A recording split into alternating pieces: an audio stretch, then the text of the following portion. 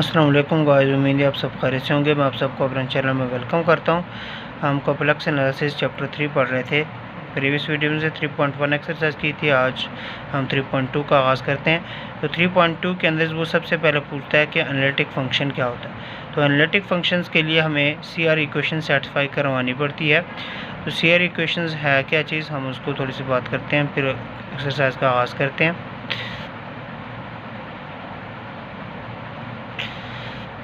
तो हमारे पास CR equation कहते हैं suppose FG UXY and plus iota VXY is differentiable at a point Z is equal to X plus iota Y, then Z first order partial derivative of U and V exist and satisfy the Cauchy Riemann equation.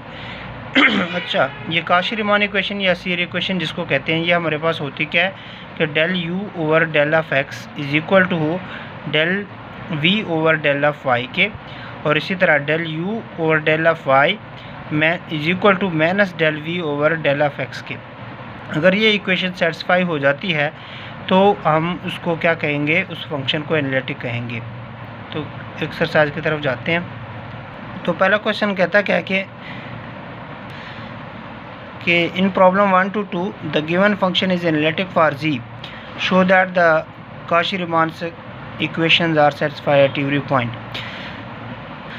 वो कहता है कि जो given questions हैं ये आप लोगों के पास एनालिटिक हैं। तो एनालिटिक होने के लिए हमें पास क्या होना चाहिए कि CR इक्वेशन सेटिस्फाई होने चाहिए। अब CR इक्वेशंस को याद करने का तरीका ये होता है, जैसे कि हम लोग अल्फ़ाबेट पढ़ते हैं ना, तो पहले U आता है, फिर V आता है, फिर X आता है, फिर Y आता है। ठीक है, अब अगर U को मैं with respect to X solve कर लूँ तो ये हमारे पास पॉजिटिव रहना चाहिए। इसी तरह V को विद रिस्पेक्ट टू Y कर लूँ तो ये दोनों चीज़ें आपस में पॉजिटिव हैं। अब अगर मैं इसको उल्ट कर दूँ को U को विद रिस्पेक्ट टू Y कर लूँ यानी Y बाद में आना चाहिए था, लेकिन हमने पहले डेरिवेटिव लिया। इसी तरह V चूँकि बाद वाला अल्फ़ाबेट है, मैं उसको पहले वाले अल्फ़ाबेट से डेरिवेटिव ले लेता हूँ X से, तो ये हमारे पास साइन कौन सा आ जाएगा, नेगेटिव। जब हम तरतीब से पढ़ेंगे तो हमारे पास साइन पॉजिटिव रहेगा। जब हम लोग तरतीब चेंज कर देंगे यानी U को विद रिस्पेक्ट टू X करेंगे तो साइन पॉजिटिव ही रहेगा। अगर U को विद रिस्पेक्ट टू Y करेंगे, तरतीब चेंज की, तो इस वजह से हमारे पास साइन का नेगेटिव आ जाएगा। ये याद करने का एक तरीका है। अब हमने क्वेश्चन पहला लिखा कि FG is equal to Z3 है। सबसे पहले G को रिप्लेस किया हमने X प्लस आयोटा Y से, क्यूब वाला फार्मूला खोला। आप लोगों के पास रियल पार्ट अलग कर दिया, इमेजिनरी पार्ट अलग कर दिया। अब इसको विद रिस्पेक्ट टू X किया तो 3X का स्क्वायर 3Y स्क्वायर। ठीक है, Y एक कांस्टेंट के तौर पर काम करता है ना। अब V को हमने with respect to Y solve किया तो 3X का स्क्वायर 3Y स्क्वायर आ जाता है। अब हमारे पास इसी तरह अब U को with respect to Y solve करेंगे तो हमारे पास Y को विद रिस्पेक्ट टू सॉल्व किया तो हमारे पास क्या आ जाता है, 6XY माइनस 6XY। V को with respect to X solve किया तो हमारे पास 6XY आ गया। अब हम देखते हैं इस इक्वेशन को सेटिस्फाई करवाते हैं कि डेल U और del of X, del V और डेल ऑफ Y आपस में इक्वल है ना, ये दोनों चीज़ें। इसी तरह आप लोगों के पास डेल U और del of Y is equal to minus del V और डेल ऑफ X हो जाएगा। तो हमारे पास जब CR इक्वेशन सेटिस्फाई हो गए तो फंक्शन एनालिटिक हो गया।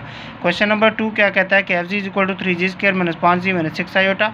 अब सबसे पहले G को रिप्लेस किया X प्लस आयोटा Y से, रियल पार्ट अलग कर दिए, इमेजिनरी पार्ट अलग कर दिए। U को with respect to X solve किया, फिर U को with respect to Y solve किया, फिर इसी तरह V को with respect to Y solve किया, फिर V को with respect to X solve किया। अब इन दोनों चीज़ों के आंसर सेम है ना, और यहाँ पे नेगेटिव साइन इसलिए है क्योंकि हमारे पास डेल V U को डेल V से Y से सॉल्व करेंगे तो हमारे पास एक साइड पे नेगेटिव साइन होना चाहिए। तो इस तरह आप लोगों के पास एक साइड पे नेगेटिव साइन है, तो इस वजह से हम लोग कहते हैं कि फंक्शन एनालिटिक हो गया। अब वो कहता है question number 3 to 8 show that the given function is not analytic at any point. ये जो गिवन क्वेश्चन हैं वो कहते हैं ये एनालिटिक नहीं है। अच्छा, एक और ट्रिक ये है कि कौन सा फंक्शन एनालिटिक नहीं होगा। अगर किसी क्वेश्चंस के अंदर जी कॉन्जुगेट आ जाए ना तो वो कभी भी एनालिटिक नहीं हो सकता। जैसे कि क्वेश्चन नंबर 5 है, इसमें जी कॉन्जुगेट है, 6 के अंदर जी कॉन्जुगेट है, तो ये हमारे पास एनालिटिक नहीं होंगे। तो आइए हम चेक करते हैं। अब क्वेश्चन नंबर 3 क्या कहता है, FG is equal to real of G. अब रियल ऑफ जी का मतलब यहाँ से सिर्फ X उठाओ, इसके इमेजिनरी पार्ट है ही 0, तो इसको with respect to X solve करें तो 1 आएगा, V को with respect to Y solve करेंगे तो 0 आएगा। तो पहली कंडीशन ही सेटिस्फाई नहीं हुई, तो ये नॉट एनालिटिक है। Question number 4 Y plus iota X है, तो यू रियल पार्ट अलग कर दिया, इमेजिनरी पार्ट अलग कर दिया। जब मैंने with respect to x solve किया, वाई सॉल्व किया, तो ये एक साइड तो ठीक हो गया कंडीशन।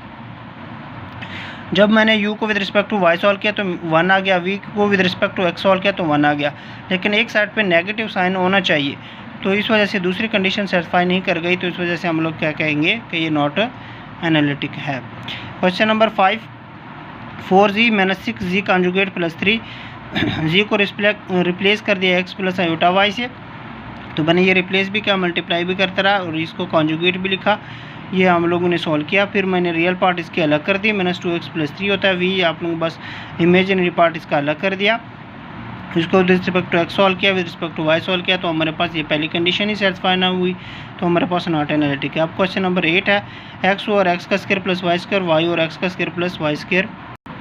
अब हमारे पास क्वेश्चन इसका रियल पार्ट मैंने एक साइड पे कर दिया, चूंकि ये डिवाइड फॉर्म है तो इसके ऊपर क्वोशंट रूल लगेगा, मैंने क्वोशंट रूल अप्लाई करके ये आंसर निकाला। फिर v के ऊपर मैंने y के रिस्पेक्ट सॉल्व किया, तो मैंने क्वोशंट रूल अप्लाई किया, तो ये आंसर आया। अब हमारे पास ये कंडीशन ही सेटिस्फाई नहीं हुई, डेल एफ यू और del F X is not equal to del F U और डेल एफ वाई, तो ये हमारे पास एनालिटिक नहीं है।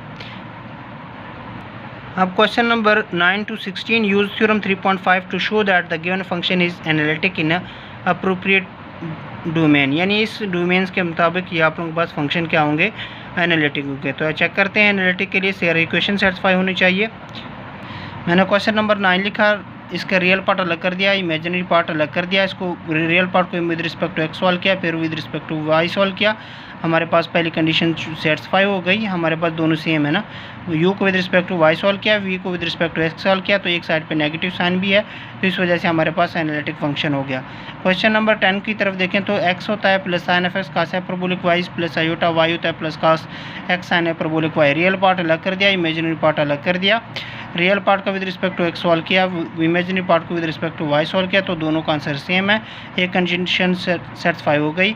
अब u को with respect to Y solve किया, v को with respect to x solve किया, तो हमारे पास एक साइड पे नेगेटिव साइन भी आ गया, तो इस वजह से फंक्शन भी एनालिटिक हो गया। क्वेश्चन नंबर 11 कहता है e की पावर x का square minus Y square cos 2xy plus iota e की पावर x का square minus Y square sin 2xy। अब मैंने रियल पार्ट अलग कर दिया, with respect to x solve किया, चूंकि एक प्रोडक्ट रूल में लिखा हुआ है, इधर भी x है इधर भी x है, तो प्रोडक्ट रूल अप्लाई होगा, मैंने प्रोडक्ट रूल अप्लाई किया, v को with respect to y solve किया, तो देखें इन दोनों का आंसर चूंकि सेम है। इसी तरह u को with respect to y solve किया, तो हमारे पास ये चीज़ आ गई। अब यहाँ से मैं माइनस साइन कॉमन भी ले सकता हूँ, v को with respect to x solve किया, तो जब मैं यहाँ से नेगेटिव साइन कॉमन ले लूँगा तो यहाँ पे पॉजिटिव साइन आ जाएगा, तो इस तरह हमारे सेकंड कंडीशन भी सेटिस्फाई हो जाती है, तो ये फंक्शन हमारे पास क्या हो गया, एनालिटिक हो गया। उम्मीद है हमारी वीडियो आपको पसंद आ गई होगी, अपने चैनल को सब्सक्राइब कीजिएगा और अपने दोस्तों के साथ शेयर कीजिएगा। मिलते हैं इस तरह की नई वीडियो में।